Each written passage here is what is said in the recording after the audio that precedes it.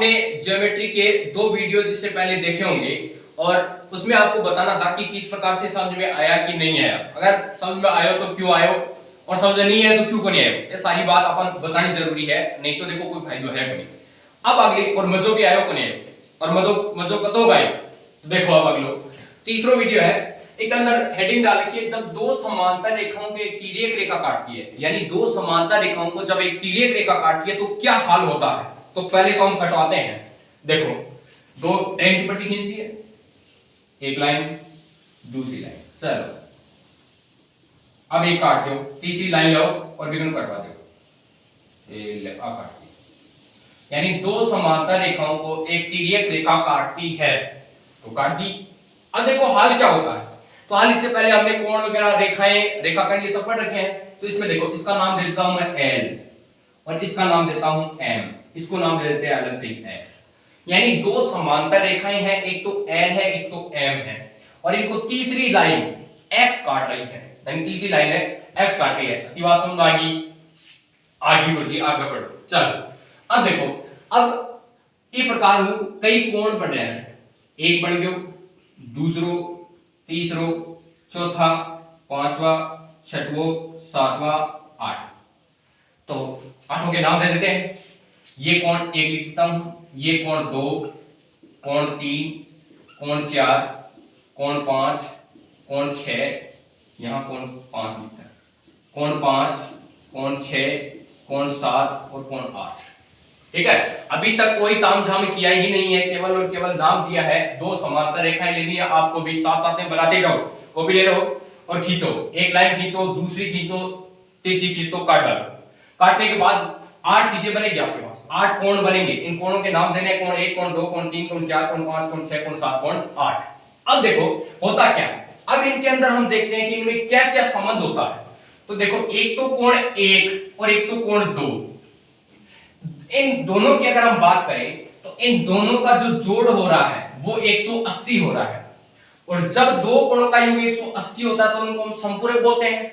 और संपूरक के अलावा एक और बोलते हैं, जब ये दो कोण एक साथ जोड़ेंगे तो ये देखो एक रेखा का निर्माण कर रहे हैं और एक सीधी रेखा का निर्माण कर रहे हैं, इसलिए इन दोनों कोणों को हम रेखिक युग्म भी बोलते हैं। इसलिए कोण 1 और कोण 2 आपस में क्या बना रहे हैं, रेखिक युग्म बना रहे हैं। इसके बाद हम बात करते हैं, देखो कि एक होता है इनमें एकांतर कोण, अल्टरनेट एंगल जिसको बोलते हैं, एकांतर कोण। ओके बाबू जी, देखो एकांतर कोण क्या है। एकांतर कोण जो होता है, एकांतर या मान लो जो मारवाड़ी आपको बोला रुसेड़ो, यानी एक दूसरों को कोई बात नहीं करनी, मुंह नहीं करना कभी, एकदम एक को मुंह है तो एक को मुंह है, वो न कर सीख वो न कर इस प्रकार आएगा समझे, बिल्कुल आगे। अब देखो एक अंदर अपन ये ढूंढना है एक दूसरे को रुसेड़ा किसे है, यानी जगह की कोई भी कंडीशन आपस में सेट हो रही को नहीं, एक भी नियम एक भी बात आपस में मिलनी को नहीं, यानी एक दूसरे की काट ही काट करे। तो वह देखो अगर मैं कोण 1 में देखूं, कोण 1 और अगर कोण 7 की बात की जाए तो देखो कोण 1 इस ये दोनों जो समांतर रेखा है तो इसमें से ये समांतर रेखा की कोण 1 कहां है, ऊपर, बिल्कुल ऊपर है। 7 की बात करा तो 7 बिल्कुल नीचे है, बिल्कुल उल्टी बात है। फिर कोण 4 के ये अगर इस तिर्यक रेखा की बात करें तो कोण 1 तिर्यक रेखा के इधर है और कोण 7 तिर्यक रेखा के इधर है। इसलिए कोण 1 और कोण 7 यानी दोनों की पोजीशन एक दूसरे की क्या है, बिल्कुल उल्टी है, विपरीत है। इसलिए कोण 1 और कोण 7 को हम बोलते हैं एकांतर कोण, अल्टरनेट एंगल, यानी कोण 1 बराबर क्या होता है, कोण 7।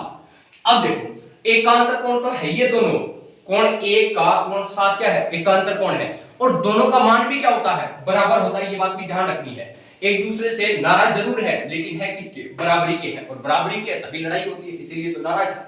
तो देखो कोण 1 बराबर किसके है, कोण 2 के, कोण 7 के। फिर बात करते हैं कोण 2 का, तो कोण 2 का देखो एकांतर कोण कौन सा हो जाएगा, कोण 8। देखो ये तिर्यक रेखा के इधर, ये तिर्यक रेखा के इधर, ये समांतर रेखा के ऊपर, ये समांतर रेखा के नीचे, तो कोण 2 का कोण 8 क्या हो जाएगा, एकांतर कोण, और एकांतर बराबर होता ही है, तो कोण 2 बराबर होगा कोण 8। फिर बात करते हैं हम कि ये जो कोण 4 दिख रहा है, इस कोण 4 का क्या होगा, तो कोण 4 देखो समांतर रेखा की कहां है, नीचे, और अगर कोण 4 की बात करें तो समांतर रेखा की कहां है, नीचे। लेकिन इसकी बात करें कोण 5 की, तो ये समांतर रेखा कहां है? ऊपर। ये तिर्यक रेखा से इधर और ये तिर्यक रेखा से इधर, इसलिए कोण 4 का एकांतर कौन सा कोण होगा? कोण 5 हो जाएगा। इसका ये हो गया। फिर बात करें कोण 6 की, तो कोण 6 और कोण 3 आपस में क्या हो जाएंगे? एकांतर कोण, यानी कोण 3 बराबर क्या होगा? कोण 6। ये सारे के सारे 8 कोण हमने लिख दिए, यानी कोण 1 का 7 होता है, 2 का 8, 4 का। अब ये जरूरी नहीं है इस प्रकार से रटना नहीं है, केवल ध्यान रखना है, इसको समझना है, वरना कोई रट लेगा कि कोण 1 का बराबर कोण 7 होता है, जरूर थोड़ी है 7 को यहां भी तो लिख सकते हैं, तो समस्या हो जाएगी। इसलिए याद इस प्रकार से रटने की कोशिश नहीं करनी है, इस प्रकार समझना है कि एकांतर जो होता है यानी सारी की सारी कंडीशन ही उल्टी होनी चाहिए, एक तिर्यक रेखा की इधर तो एक इधर, एक ऊपर तो एक नीचे। तो बात याद रखनी कि जब दो समांतर रेखाओं को एक तिर्यक रेखा काटती है तो उसके विपरीत और बने हुए एकांतर कोणों का जो मान होता है वो हमेशा और हमेशा बराबर होता है। ये कई किस्मों में काम में आएगा डायरेक्टली, वहां पर याद रखना है। यानी कि जब दो समांतर रेखाओं की तिर्यक रेखा काटती है तो एकांतर कोण सारे आपस में क्या होते हैं? बराबर होते हैं। बिल्कुल आगे बात समझ में। चलो आगे बढ़ते हैं। संगत कोण ओके हो, देखो तो नाम स्पष्ट है कि कार्य कंधोरियों बेटा रंग नहीं आओ तो बुद्धि जरूर आवे, वही बात है। संगत कोण यानी दोनों की संगत की उसी एक से सी उसी। अब देखो कोण 1 के जिसी अगर संगत की हम बात करते हैं तो कोण 1 का संगत कोण कौन सा हो जाएगा? कोण 5। देखो कोण 1 ऊपर, कोण 5 भी ऊपर बैठा है, कोण 1 इधर, कोण 5 भी इधर, यानी कोण 1 का संगत कोण कौन सा होगा? कोण 5। फिर बात करें कोण 2 का संगत कोण कौन सा होगा? तो कोण 2 का संगत कोण हो जाएगा कोण 6। 2 का 6 अलग। फिर बात करा कोण 4 की, तो कोण 4 का संगत कोण कौन सा होगा? तो कोण 4 का संगत कोण हो जाएगा कोण 7। देखो ये नीचे और ये इधर, ये भी नीचे और इधर, तो कोण 4 का संगत कोण कोण 7। बहुत ही अच्छी बात है। फिर बात करा कोण 3 की, तो देखो कोण 3 को संगत कोण की वजह से कोण 3 का संगत कोण हो जाएगा कोण 8। देखो ये भी नीचे, कोण 8 भी नीचे, ये इधर, ये भी इधर, तो कोण 3 का संगत कोण कोण 8। और एक थ्योरम है जिसको याद रखना है, जब दो समांतर रेखाओं को एक तिर्यक रेखा काटती है तो उसके जितने भी संगत कोण होते हैं सारों का मान आपस में क्या होता है? बराबर। तो इन सब में क्या करना है? बराबर का चिन्ह लगा दो बस। संगत कोण भी कंप्लीट। यानी कि जब दो समांतर रेखाओं की तिर्यक रेखा काटती है तो एकांतर कोण का मान बराबर, संगत कोण का मान बराबर। अब बढ़ते हैं हम रेखिक युग्म। रेखिक युग्म क्या होता है? तो रेखिक युग्म अभी हमने बात की थी कि जब दो कोण एक रेखा का निर्माण करते हैं तो उनको हम रेखिक युग्म बोलते हैं। जैसे कोण 1 और कोण 2, कोण 1 प्लस कोण 2 ये क्या है? रेखिक युग्म है। कोण 3 और कोण 4 भी क्या है? रेखिक युग्म है। कोण 5 और कोण 6 भी क्या है? रेखिक युग्म है।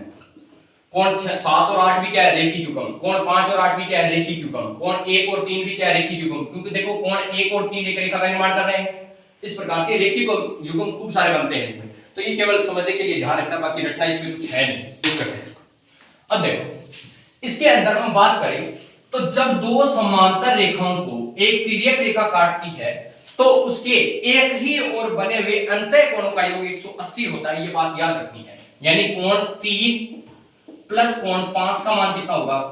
तो बिल्कुल सर 180 होगा। और अभी हमने थोड़ी देर पहले या पीछे वाले वीडियो में देखा था कि जब दो कोणों का योग 180 होता है, यानी दो कोणों का योग 180 होता है तो उनको हम बोलते हैं, बताओ फटाफट क्या बोलते हैं? सर संपूरक कोण बोलते हैं। बिल्कुल संपूरक बोलते हैं, शाबाश, संपूरक कोण। यानी जब दो कोणों का योग 180 होता है तो उनके योग को हम संपूरक कोण बोलते हैं। तो देखो इसमें कोण 3 और कोण 5 आपस में क्या है? संपूरक कोण, क्योंकि इनका दोनों का योग कितना होगा? 180। और ये हमने पढ़ के दिखाई है, घर जाकर के तो बनाकर जाकर कहा, घर ही बैठे होंगे, बना करके भी देख सकते हो कि कोण 3 और कोण 5 का योग हमेशा 180 आएगा। अगर ये और ये दोनों समांतर है और उनका एक तिर्यक रेखा काटेंगे तो चांदी से माप करके फिर दोनों का जोड़ करके देख लेना है। फिर बात करें कोण 4 और 6 की, तो कोण 4 और 6 का जोड़ भी हमेशा कितना आएगा? 180 आएगा। तो इस प्रकार से याद रखना है डायरेक्टली कि जब दो समांतर रेखाओं को एक तिर्यक रेखा काटती है तो उसके एक ही ओर बने हुए अंतः कोणों का योग 180 होता है। और इसलिए हम ये भी कह सकते हैं कि जब दो समांतर रेखाओं को एक तिर्यक रेखा काटती है तो उसके एक ही ओर बने हुए अंतः कोण आपस में संपूरक होते हैं। आज के लिए इतना ही, बाकी देखते हैं नेक्स्ट वीडियो के अंदर। तब तक के लिए जय हिंद।